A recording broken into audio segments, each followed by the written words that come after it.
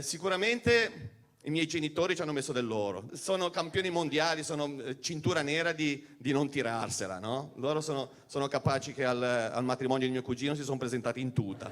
Tanto per... Ma allora, la cosa è questa, Maurizio Lastrico fa una serata a Rocchetta Ligure.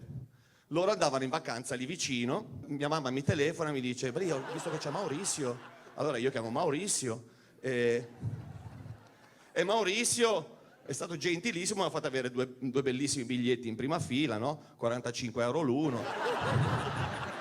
Don Matteo di merda, no, a parte, mi ha fatto avere 2 biglietti, grazie, d'omaggio. E incontra i miei prima dello spettacolo, no? E decide di fare una storia su Instagram, lui è molto attivo sui social, no?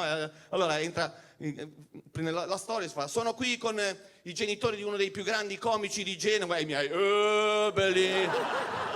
Sono venuti a trovare a Rocchetta Ligure i genitori di uno dei più grandi comici genovesi, Andrea Di Marco. Va bene, lì.